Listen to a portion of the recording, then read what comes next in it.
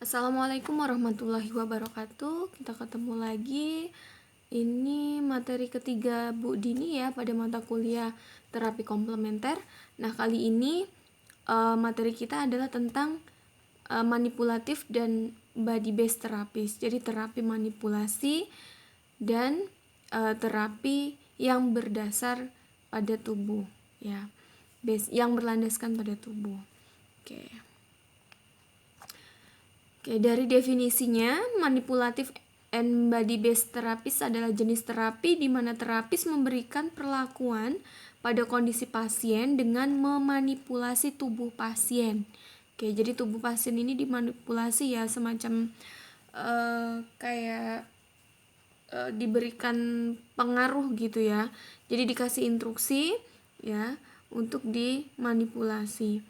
Kemudian ini umumnya digunakan untuk mengatasi rasa sakit, stres, panik, depresi, serta meningkatkan kualitas hidup seseorang. Ya, nah biasanya banyak kan ini digunakan pada pasien-pasien palliative care, gitu ya. Bukan yang menjelang ajar, tapi palliative care. Ingat, menjelang ajar dengan palliative care adalah sesuatu hal yang berbeda, gitu ya.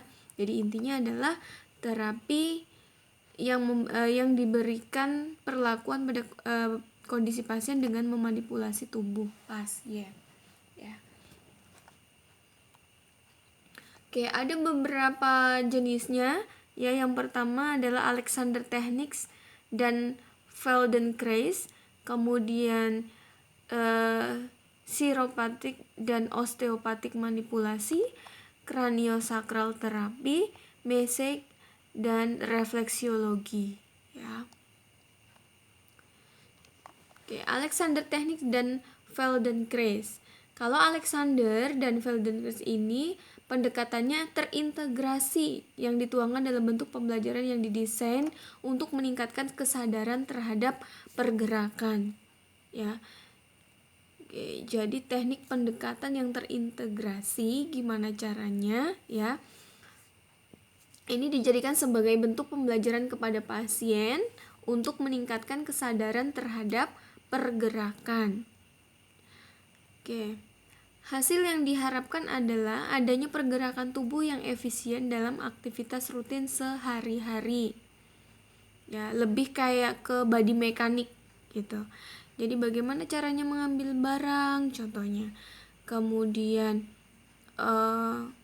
lebih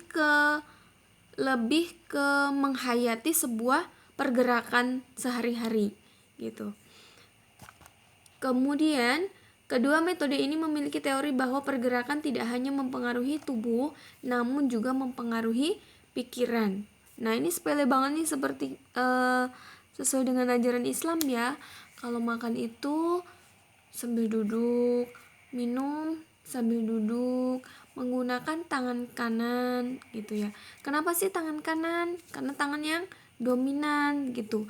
Jadi pergerakan antara stimulasi saraf dan sistem muskuloskeletal ini lebih aware, lebih conscious ya, lebih sadar ini di tangan kanan, kecuali yang kidal ya. Nah, seperti itu. Kemudian metode ini telah digunakan sejak lama untuk artis dan atlet untuk meningkatkan kemampuan mereka. Wah, luar biasa ya. Jadi artis dan atlet untuk meningkatkan kemampuan mereka. Kedua metode ini menggunakan paradigma murid pelatih dan bukan pasien terapis. Lebih cenderung kayak atlet gitu ya. Jadi gerakan yang harus sempurna itu seperti apa gitu. Tadi yang ibu bilang, jadi semacam kayak gerakan-gerakan yang ergonomis. Idealnya ngambil barang itu seperti apa? Idealnya bangun dari tidur itu dimulai dari mana dulu? Langsung duduk kah? Posisi berbaring langsung duduk kah? Langsung berdiri kah? Gitu ya. Nah, kesadaran terhadap pergerakan yang diajarkan akan membantu murid untuk menghindari rasa sakit, ketidakseimbangan otot, kesulitan bergerak, serta rasa tidak nyaman karena kelelahan. Nah, biasanya juga pada posisi-posisi tidur ya, posisi tidur yang dianjurkan sesuai sunnah Rasul itu menghadapnya ke sebelah kanan miringnya. Nah, ini juga diajarkan pada Alexander dan Feldenkrais method. Kemudian keduanya meyakini bahwa merubah pola kebiasaan dalam bergerak akan membuat seluruh sistem tubuh menjadi lebih baik. Proses merubah ini dilakukan dalam proses pembelajaran. Jadi exercise memperbaiki pergerakan tubuh yang baik dan benar gitu ya. Oke. Seiring berjalannya pembelajaran, idealnya murid akan menjadikan pelajaran tersebut menjadi suatu kebiasaan. Nah, untuk Alexander teknik ya, ini membantu meningkatkan keseimbangan postur tubuh, gerakan ketika bekerja untuk mengurangi ketegangan dalam tubuh, ya, ergonomi, duduk yang proporsional pada saat bekerja itu seperti apa, pada saat mengetik. Nah, kalau untuk perawat pada saat injeksi ya, coba diperhatikan ergonominya. Kadang kita injeksi itu tanpa mempertimbangkan ergonomi. Jadi membungkuknya kita pada saat injeksi ini tidak ergonomi, terlalu membungkuk ya. Kemudian lama, misal nih masang kateter, ganti infus yang macet, perawatan infus kan lama tuh, lama-lama pinggangnya sakit. Nah ya, ini tujuannya meningkatkan keseimbangan postur dan gerakan ketika bekerja untuk mengurangi ketegangan dalam tubuh. Jadi jangan ngajarin orang lain dulu kalau kita sebagai perawat belum proporsional dalam melakukan gerakan menjaga keseimbangan tubuh dan postur tubuh. Dengan teknik ini, gerakan yang tidak tepat diidentifikasi dan dikoreksi. Ya, jadi murid dilatih untuk memperbaiki postur dan melakukan gerakan yang seefisien mungkin. Ya, oke. Jadi kurangi gerakan-gerakan yang tidak perlu, gitu. Sesi awal teknik ini umumnya fokus pada kursi dan meja kerja. Yang paling penting diperhatikan adalah posisi kepala, leher, dan backbone atau tulang belakang. Fokus dari teknik ini adalah pelatih secara langsung membantu mengatur posisi murid seperti ini. Ya. Oke, setelah posisi duduk, bekerja, kursi dan meja kerja, ini posisi berbaring. Oke. Ada nggak sih posisi berbaring ini yang yang mampu memanipulasi rasa sakit atau nyeri gitu. Nah, ini tanya nih sama cewek-cewek, kadang punya posisi-posisi tertentu yang mampu mengurangi nyeri des minor gitu. Nah, sedangkan Feldenkrais menekankan kalau tadi keseimbangan postur gitu ya, yang Alexander, dan kalau yang Feldenkrais yang ingin dicapai adalah pemikiran yang fleksibel, tidak hanya tubuh yang fleksibel katanya. Metode ini mempelajari cara bergerak dengan lebih bebas dan mudah, mengurangi stres yang ada dalam tubuh, serta menghindari gerakan-gerakan yang dapat menyebabkan nyeri. Melalui gerakan lembut, tenang, dan terarah akan meningkatkan kesadaran terhadap diri sendiri ya. Jadi gimana caranya tubuh ini supaya rileks melalui sebuah gerakan. Oke. Metode ini umumnya diajarkan dalam posisi tanpa gravitasi seperti berbaring. Jadi gimana tubuh itu benar-benar yang gak ada tekanan, lunglai, lemah gitu ya. Nah, di sini baru dilakukan gerakan Feldenkrais. Dalam metode ini pelatih tidak secara langsung memberitahu posisi tubuhnya yang benar. Pada sesi selanjutnya, posisi berdiri, murid didorong untuk bereksperimen secara bebas. Idealnya murid akan lebih sadar akan gerakan tubuhnya tanpa pelatih memberitahukan. Ya, luar biasa. Nah, seperti ini. Ya, ini dari posisi duduk dulu, kemudian suruh berdiri dan merasakan perbedaan ya. Sebenarnya ini tingkatannya pada proses konsentrasi gitu ya, pada saat konsentrasi merelaksasikan tubuh gitu ya. Tapi bedanya dengan Felden Alexander, kalau Alexander itu gerakan pertama itu diawali oleh duduk menggunakan kursi dan meja, ya.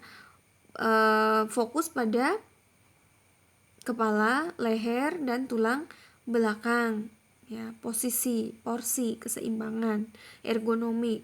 Kalau yang Alexander, kalau yang Feldenkrais ini gerakan-gerakan lembut, ya, yang dilakukan oleh pelatihnya.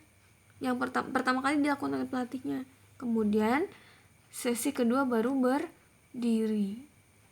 Nah, kita nggak tahu apa perbedaannya atau apa manfaatnya atau apa sih kegunaannya gitu ya. Kalau kita belum mencoba dari posisi berbaring,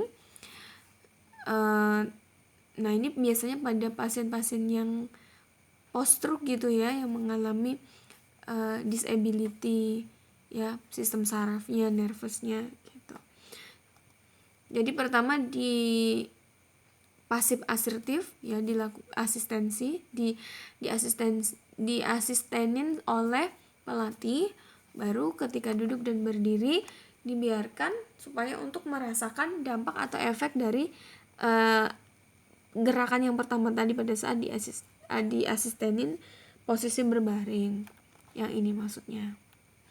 Oke. Perbedaannya, sasarannya terkontrol, elegan, dan pergerakan fungsional. Pada Alexander teknik. Kalau Feldenkrais, sasarannya spontan, elegan, dan pergerakan fungsional juga, ya. Terkontrol dan spontan.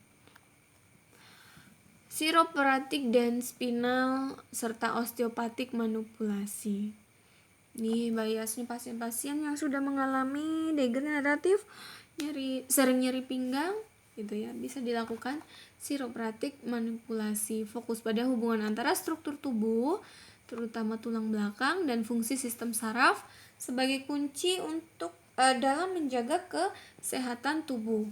Metode utamanya adalah spinal manipulation, dilakukan dengan memberi perlakuan pada tulang di luar posisi normal guna memperbaiki posisinya untuk memperbaiki aliran darah.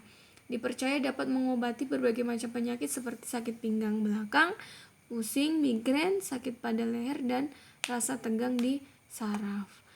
Ya, ini chiropratik manipulasi sistem saraf dan tulang belakang. Kalau osteopatik ini dilakukan oleh dokter untuk melegakan rasa sakit pada pinggang atau punggung. Kalau ini untuk menjaga kesehatan tubuh pada sistem saraf, kalau ini benar-benar menghilangkan rasa sakit, ya. Oke, osteopatiknya. Kemudian terapi yang dilanjutkan lebih dari 3 bulan tidak menunjukkan perubahan signifikan. Terapi yang dilanjutkan lebih dari 3 bulan tidak menunjukkan perubahan yang signifikan.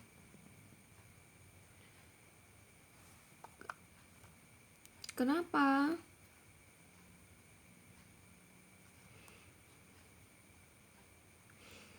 Karena dia karena sudah terbiasa, maka jadi kayak semacam akupresur tapi kan titiknya berbeda gitu. Jadi kalau lama-lama kita dilakukan manipulasi di situ udah terbiasa, jadi nggak ada, bisa terjadi tidak ada efek seperti itu. Oke, manipulasi ini dikontraindikasikan untuk pasien dengan risiko penyakit kardiovaskuler, ya. Jadi nggak bisa yang dikejutkan dengan rasa nyeri, ya, terutama pasien-pasien dengan penyakit jantung. Oke. Untuk kraniosakral, nah cewek-cewek nih yang sering melakukan perawatan wajah. Nah, sebenarnya ini terapi kraniosakral, ya. Sentuhan ringan yang bekerja dengan mekanisme menyembuhkan diri sendiri untuk meningkatkan fungsi dari sistem fisiologi. Sistem kraniosakral ini, ya, sistem tubuh yang terdiri dari membran dan cairan yang mengelilingi dan melindungi otak serta susunan tulang belakang. Terapis biasanya menghilangkan beberapa hambatan yang ada pada sistem kraniosakral guna memperbaiki fungsi saraf pusat. Ya, diindikasikan untuk pasien dengan gejala kronis yang tidak bisa diobati dengan terapi lain, seperti cedera di kepala, leher, atau punggung karena kecelakaan. Nah, kalau mindset udah sering ya. Oke, ternyata mindset juga termasuk terapi komplementer. Terapi dengan pijat memiliki berbagai macam teknik, menekan, menggosok, serta memanipulasi otot dan jaringan lunak pada tubuh. Menggunakan tangan jari, namun dapat pula menggunakan siku atau kaki. Tujuannya sakit pinggang dan punggung, otot yang tegang, mengurangi stres dan panik, mengobati cedera olahraga, meningkatkan kesehatan secara umum. Sebaiknya tidak digunakan untuk mengobati infeksi atau inflamasi karena penggumpalan darah atau deep vein thrombosis. Nah, biasanya yang salah ini kalau di masyarakat, pasien terkilir gitu ya, sebenarnya ada patah tulang tapi di message ya, wah tambah pecah pembuluh darahnya, contohnya seperti itu. Jenis-jenis pijat deep tissue massage bertujuan memberi rasa lega pada tubuh yang tegang. Kalau Swedish bertujuan untuk relaksasi seluruh tubuh gitu. Nah, ini yang refleksiologi, memberikan tekanan pada secara manual pada area spesifik di kaki atau tangan gitu ya. Bedanya dengan yang kranio, siropatik, spinal, dan osteopatik, kalau mereka fokus kepada tulang belakang ya, syaraf yang ada di tulang belakang. Kalau refleksi ini titik-titik tertentu. Area ini dipercaya berhubungan dengan organ dan sistem tubuh. Stimulasi ini dipercaya mengeliminasi hambatan yang mengakibatkan rasa sakit pada bagian tubuh tertentu ya. Refleksi memberikan relaksasi seperti pijat, dapat menyembuhkan, belum terbukti secara pasti. Yang jelas dia melancarkan peredaran darah. Hasil penelitian Institut Kanker, pasien kanker yang diberikan refleksi menunjukkan perbaikan pada beberapa gejala. Refleksi diketahui aman bahkan untuk pasien yang rentan. Oke, cara kerja manipulatif dan body based terapis ini ya berfokus pada struktur tubuh termasuk tulang dan sendi, jaringan lunak, serta sistem kardiovaskular atau sirkulasi. Terapi ini didasarkan pada kepercayaan bahwa tubuh dapat mengatur dan memperbaiki dirinya sendiri. Intinya terapi ini hanya membantu ya, memanipulatif. Bagian-bagian dalam tubuh saling berhubungan. Proses penyembuhan melibatkan tubuh, pikiran, dan juga jiwa. Namun mekanisme pasti dari manipulatif and body based therapist masih dalam perdebatan. Karena ada beberapa kondisi pasien tertentu yang memang kontraindikasi, sehingga tidak tidak sembarang pasien bisa. Jadi kenapa sih lebih disarankan perawat yang melakukan ini? Kenapa? Karena perawat dapat melakukan pengkajian dasar seperti TTV. Nah, itu penting ya. Ya, jadi kondisi-kondisi tertentu tidak disarankan dilakukan manipulatif dan body based terapi. Oke, keuntungannya digunakan sebagai komplement terapi konvensional, terapi tunggal yang digunakan untuk mengatasi rasa sakit, stres, panik, depresi, serta meningkatkan kualitas hidup.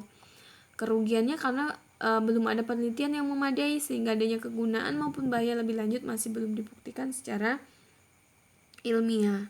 Ini bisa nih dijadikan bahan penelitian besok kalau kalian sudah ada di semester 7. Prinsip dasar manipulatif dan body based terapis adalah adanya kerjasama antar pasien dan terapis atau pelatih dalam proses penyembuhan. Penggunaan metode terapi yang tepat mempertimbangkan semua faktor yang mempengaruhi kesehatan dan diusahakan intervensi yang paling minim jika memungkinkan. Ya. Nah, untuk manipulatif and body based therapist ya refleksi, massage, kraniosakral, siropatik, osteo, dan spinal, Alexander serta Feldenkrais sudah Ibu jelaskan secara general ya. Nah, sekarang untuk yang hipnoterapi, Ibu minta ke kalian sama seperti kemarin yoga dan refleksi. Sekarang lakukan analisis atau ya analisis ya. Terserah dari buku boleh, dari searching boleh, khusus untuk terapi hipno ya atau hipnoterapi. Jadi seperti ini.